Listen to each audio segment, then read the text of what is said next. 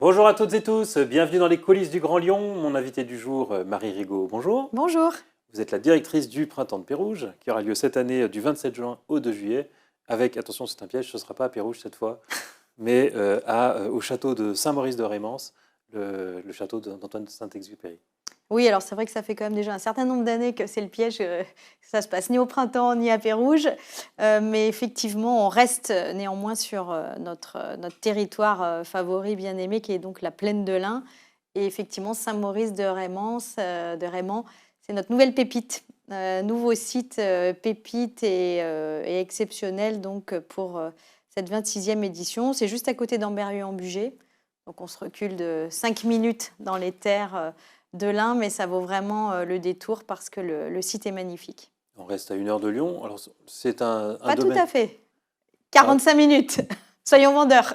Bon, ça dépend à quelle heure, on va Voilà, dire. ça dépend d'où on vient de Lyon. Oui. Et c'est un site qui a beaucoup fait parler parce que c'était le château d'enfance d'Antoine de Saint-Exupéry. Il en parle dans plusieurs de ses romans. Ça a été une colonie de vacances pour la ville de Lyon et le château a été racheté par la région il y a 2 ans.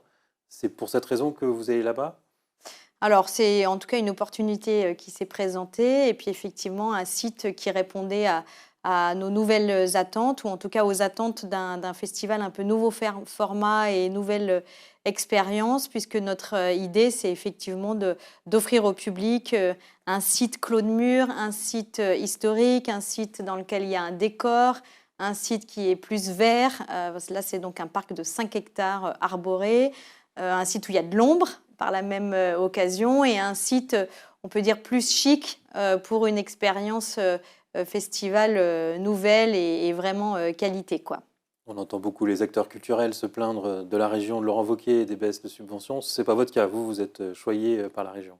Bah, écoutez, en tout cas, on a une très bonne relation, en effet, avec la région Auvergne-Rhône-Alpes. On travaille main dans la main donc, à la préparation de cette nouvelle édition. Donc, en effet, tout va plutôt bien. Alors, pour la programmation cette année, ce sera 100% du nouveau. Vous allez même commencer par du jazz, ce que vous ne faisiez pas d'habitude. Oui, alors c'est vrai que c'est un peu un démarrage inattendu. C'est 2 coups de cœur.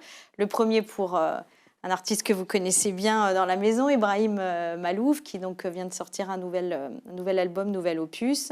Ça faisait longtemps qu'on envisageait de l'avoir, donc l'occasion s'est aussi présentée. Et puis, autre coup de cœur pour Kyle Eastwood, le fils donc de Clint Eastwood. C'est lui qui compose la musique de ces films. Oui, je cite Clint Eastwood volontairement puisque l'ouverture donc du festival sera un petit peu 7e art avec donc les musiques de films. C'est vraiment c'est Eastwood by Eastwood, le projet s'appelle comme ça. Donc c'est toutes les musiques de films en effet de la carrière de Clint Eastwood, et dont certains ont été soit composés d'ailleurs par le père, soit par Kyle Eastwood lui-même. Donc c'est en effet une chouette ouverture qui nous attend le 27 juin. Plus classique dans le style de la programmation du Printemps de Pérouge, c'est Michel Polnareff qui sera là. C'est la première fois qu'il vient? Ça fait longtemps que vous lui... C'est la première fois qu'il vient. Alors c'est son retour aussi depuis, je crois, 9 ans en France. C'est un artiste évidemment complètement incontournable dans le paysage français, en tout cas de la grande chanson française. Et puis c'est aussi un peu notre patte à nous et notre fibre que d'accueillir régulièrement et depuis déjà des années. Je ne peux que citer Johnny Hallyday, bien sûr, qui a fait basculer notre festival dans la cour quand même des grands événements et grands rassemblements de la région. Et effectivement, Michel Polnareff, c'est une signature, c'est un interprète, mais c'est surtout un auteur fantastique. Donc je crois qu'il y a beaucoup de public qui attend aussi de retrouver sur nos scènes de France des artistes qui font partie de notre répertoire, de notre grand répertoire. Donc là, c'est un projet qui s'appelle Polnareff chante Polnareff. Donc là, on est aussi en plein dans le mille. Donc c'est le répertoire exclusif de l'artiste et de l'auteur. On va peut-être pas citer toute la programmation, mais on peut quand même, dans la scène plus contemporaine, Juliette Armanet, chanteuse pour le coup beaucoup plus actuelle. Ouais, alors Juliette Armanet, c'est vraiment on va dire notre meilleure prise de l'année, si je peux dire ça comme ça. Mais en tout cas, c'est une artiste qu'on adore. C'est une fille qui a d'abord qui a un talent dingue. Elle aussi, elle est auteure. Elle écrit donc ces chansons qui, je pense, vont rester, vont faire partie de notre répertoire, puis qui sont tellement positives, attitudes, disco, dansantes. En tout cas, c'est de l'énergie 100% sur scène. Donc, c'est vraiment un cadeau là, que d'avoir décroché Juliette Armanet pour la clôture du festival le 2 juillet. Mais il y en a un peu pour tous les goûts, hein. Au Printemps de Pérouge, il y en a aussi pour le jeune public avec Big Flo et Oli. Ça, ce sera le samedi 1er juillet. Ça commence à 18h pour une après-midi, une soirée familiale. Voilà, c'est ça. Donc ça, c'est le rendez-vous en effet familial. Juliette Armanet, c'est familial aussi, mais c'est plutôt entre copains ou copines pour faire la fête. Et puis, il y a aussi la soirée rock, assez incontournable chez nous, le vendredi soir, avec là un peu des 2 artistes revival, les Stranglers, Axel Bauer. Donc là, c'est vraiment la soirée guitare électrique à fond, mais avec deux super groupes à l'affiche. Et puis M, qui est hyper attendu le jeudi soir. Donc ça, je crois que c'est la date la plus attendue. M, Mathieu Chédid, qui a donc définitivement un succès incroyable sur notre territoire, parce que effectivement sur scène, c'est l'artiste généreux, c'est l'artiste solaire, c'est l'artiste couleur, coloré. Effectivement, c'est une date très attendue dans notre programmation 2023.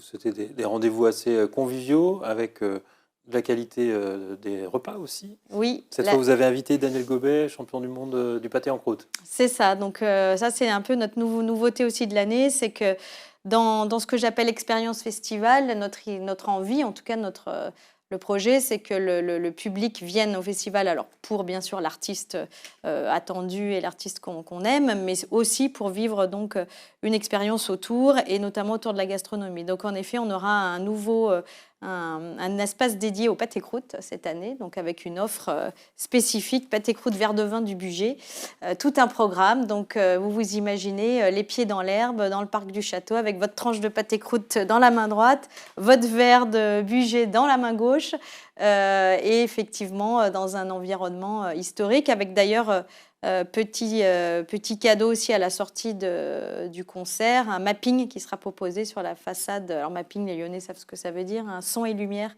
qui sera proposé sur la façade du château la nuit tombée à l'issue du concert. Donc effectivement plusieurs offres pour une même soirée. Et puis j'en profite aussi pour rappeler que notre site concert est quand même assez confort et recherché, puisqu'on installe des gradins placés numérotés. Donc c'est un festival grand public, rassemblement, mais avec une fosse, mais aussi avec des gradins placés numérotés. Et c'est ce que recherche bien sûr le public également. Vous n'échappez pas en revanche à l'inflation des prix des billets pour ce type de festival. Il faut compter, c'est entre 40 et 70 euros les places. Oui, alors c'est sûr qu'on ne peut pas dire que c'est particulièrement bon marché, mais ce sont en tout cas des tarifs qui sont calculés au plus juste pour évidemment être à l'équilibre, hein. Organiser un festival, c'est aussi faire bien sûr de la gestion au plus serré, et pour bien sûr atteindre un point d'équilibre financier. Votre festival, en termes de subvention publique, est à 7%, 8%? Oui, entre 6 et 8%, ce qui laisse quand même une grande part d'autofinancement, plus de 90%, entre donc les recettes billetterie et les partenariats privés, qui restent chez nous notre atout, un de nos atouts principaux, avec beaucoup de supporters, si on peut dire ça comme ça, ce qu'on appelle des mécènes, des sponsors.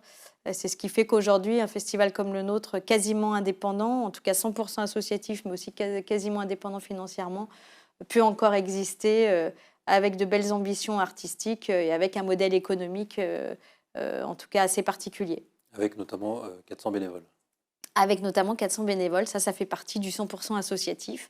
Et ça fait partie de l'exception dans nos événements en France et aussi en Europe, hein. Mais c'est vrai que nos événements existent grâce au volontariat et aux bénévoles. Et ceci dit, ce profil aussi de 100% associatif donne une ambiance particulière à notre événement, avec un accueil particulièrement convivial, familial, sur mesure.